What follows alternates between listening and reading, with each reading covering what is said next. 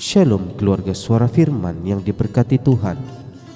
Tahukah saudara-saudari, setiap 29 Jun ini adalah hari di mana kita mengenang salah seorang tokoh terkenal dalam perkembangan umat Kristiani di seluruh dunia, yaitu Rasul Paulus. Tokoh ini tidak pernah bertemu secara manusiawi dengan Tuhan Yesus. Namun, mengapa beliau disebut-sebut sebagai rasul? Mari kita pelajari bersama. Awal hidup Rasul Paulus. Paulus lahir dalam sebuah keluarga Yahudi yang lahir di Tarsus, yaitu di tanah Kilikia. Berguru pula dengan Gamaliel. Gamaliel ialah seorang faqih yang dihormati di segenap kaumnya, dan beliau adalah dari seorang kaum Farisi. Paulus sendiri menyatakan dirinya keturunan Roma. Saulus merupakan nama Ibrani yang berasal dari Ibrani, sementara Paulus merupakan nama Yunani Romawi yang berasal dari bahasa Yunani kuno. Paulus atau bahasa Latin Paulus. Banyak umat Kristen saat ini yang salah dan mengira bahwa Saulus berubah nama menjadi Paulus setelah bertobat, karena nama Paulus mulai disebutkan setelah pertobatan Paulus. Kenyataannya ialah kedua nama tersebut merupakan nama diri tokoh ini. Pada zaman tersebut memiliki nama ganda dari dua budaya yang berbeda merupakan hal yang lumrah. Saulus merupakan nama yang diterimanya sebagai orang Yahudi, sementara Paulus merupakan nama yang diterima karena dirinya berwarga negaraan Romawi yang diturunkan dari ayahnya. Perantauan Santo Paulus. Sebelum bertobat, Paulus dikenal sebagai penganiaya umat Kristen mula-mula. Ia adalah seorang Farisi yang sangat taat kepada hukum Taurat. Kisah Para Rasul juga mengutip perkataan Paulus yang menyebut bahwa ia adalah orang Farisi, keturunan orang Farisi. Pertobatan Paulus dapat diperkirakan antara tahun 33 hingga 36 Masehi, dengan bukti kuat untuk tahun 34 dengan mengacu pada salah satu suratnya. Namun, setelah perjumpaannya dengan Yesus dan menjadi buta dalam Kisah Para Rasul 9 ayat 1. Sementara itu, Saulus mengancam serta bertekad untuk membinasakan setiap orang Kristen.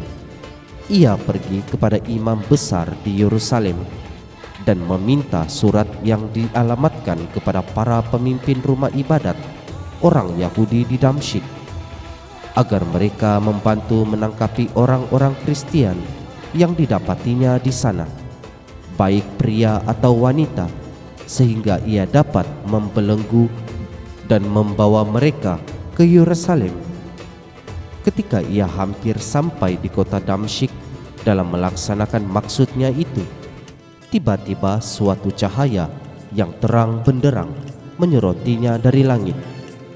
Ia tersungkur ke tanah dan mendengar suatu suara yang berkata kepadanya, "Saulus, Saulus, apa sebabnya engkau menganiaya aku?" "Siapa itu yang berbicara?" tanya Saulus. Suara itu menjawab, "Akulah Yesus yang kau aniaya. Sekarang bangkit dan pergilah ke dalam kota. Nantikan petunjukku selanjutnya." Orang-orang yang menyertai Saulus termanggu-manggu keheranan, karena mereka mendengar suara tanpa rupa. Pada waktu Saulus bangkit, ia sadar bahwa ia telah menjadi buta.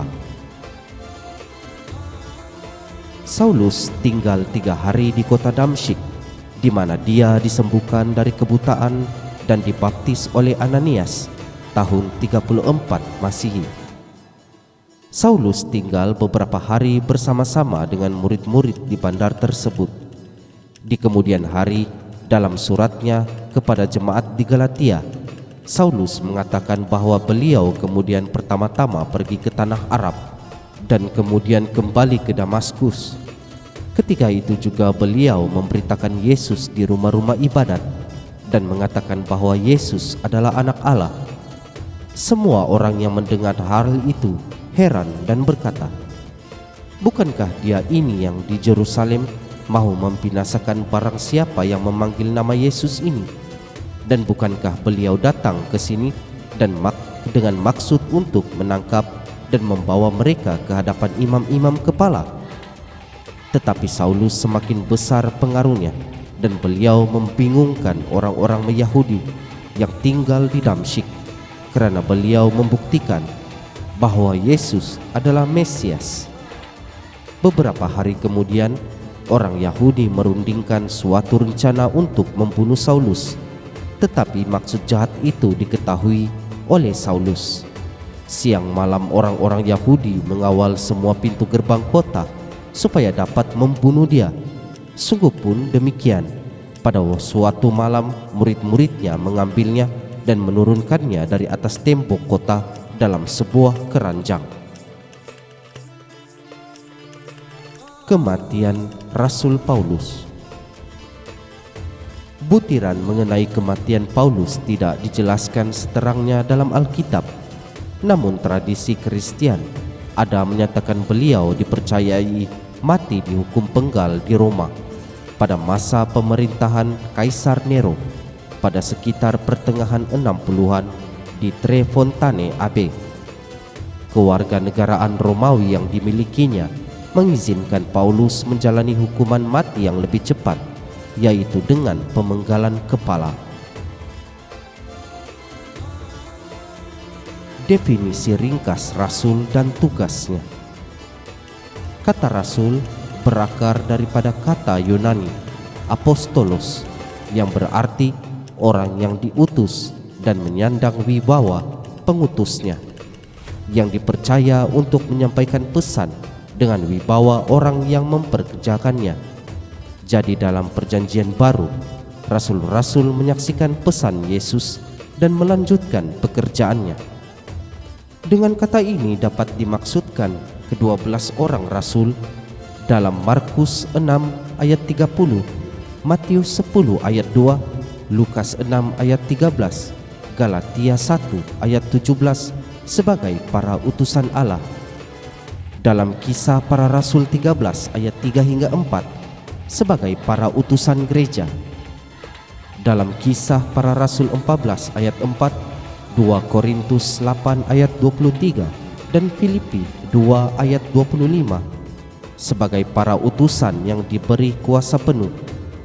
Dalam Yohanes 13 ayat 16 pula sebagai para misionaris, dan Roma 16 ayat 7, 1 Korintus 12 ayat 8 dan Wahyu 2 ayat 2, bahkan Kristus sendiri.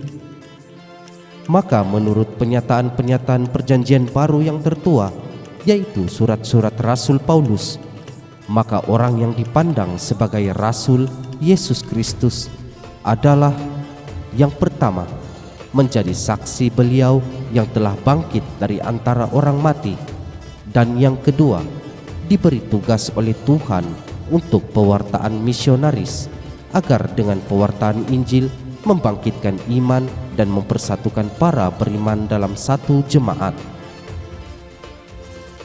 Mengapa Paulus disebut rasul, dan rasul bagi bangsa-bangsa bukan Yahudi? Paulus bukanlah salah seorang dari ke-12 murid utama Yesus. Dalam surat-suratnya, Paulus menyebut dirinya sebagai seorang rasul yang lahir sebelum waktunya. Misalnya dalam Roma 1 ayat 1 dan 1 Korintus 15 ayat 8. Paulus dipanggil menjadi rasul secara langsung oleh Yesus yang sudah bangkit dalam suatu penglihatan ketika Paulus sedang menempuh jalan menuju Damaskus. Kisah Para Rasul 9 ayat 1 hingga 9. Bersama Barnabas, Paulus diberi peran menjadi rasul dalam gereja perdana. Kisah Para Rasul 13 ayat 2. ia menyebut dirinya sendiri sebagai rasul bangsa-bangsa bukan Yahudi. Roma 11 ayat 13. Katolik Ensiklopedia menyatakan bahwa serta-merta tampak jelas bahwasanya dalam lingkup pemahaman Kristen, setiap orang yang diutus Allah atau diutus Kristus kepada umat manusia dapat disebut rasul. Dengan demikian, telah terjadi perluasan capukan makna kata rasul, sehingga tidak lagi semata-mata berarti ke-12 murid utama Yesus sebagaimana maknanya yang mula-mula.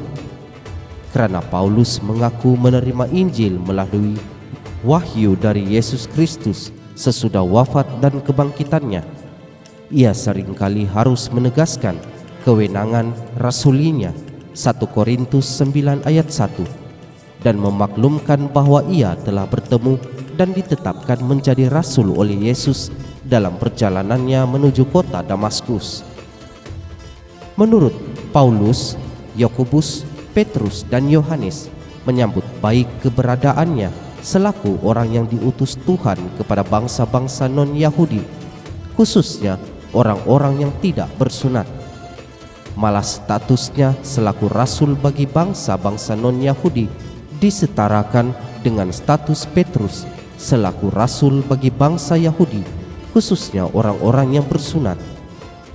Paulus mengaku bahwa Yakobus, Kefas, dan Yohanes, yakni orang-orang yang dipandang sebagai soko guru jemaat, berjabat tangan dengan aku dan dengan Barnabas sebagai tanda persekutuan supaya kami pergi kepada orang-orang yang tidak bersunat dan mereka kepada orang-orang yang bersunat. Galatia 2 ayat 9. Kendati ditetapkan Tuhan menjadi rasul melalui peristiwa ajaib, Paulus menganggap dirinya lebih rendah daripada rasul-rasul lain karena ia adalah mantan penganiaya umat Kristen yang mula-mula. 1 Korintus bab 15 ayat 9. Lagi pula ke-12 rasul sendiri tidak membatasi karya misi mereka menjadi suatu kegiatan dakwah yang ditujukan bagi umat Yahudi saja, karena Cornelius, seorang perwira pasukan Romawi, dikenal sebagai orang non-Yahudi pertama yang memeluk agama Kristen serta dibaptis oleh Petrus, dan amanat agung yang disampaikan Yesus pasca kebangkitannya jelas-jelas berisi perintah kepada 12 rasul untuk memberitakan Injil kepada segala bangsa. Kesimpulannya, misi penyelamatan Tuhan kita Yesus Kristus tidaklah tertumpu kepada segolongan bangsa sahaja, namun jelas dalam firman-Nya Tuhan mahu menjadikan seluruh bangsa sebagai murid-Nya. Karya Tuhan kita amat misteri, sehingga seorang penganiaya tegar ditukarnya menjadi alat penyelamatan kepada seluruh bangsa untuk kita masuk dalam kerahiman-Nya yang penuh dengan belas kasihan yang tidak terbataskan. Amin.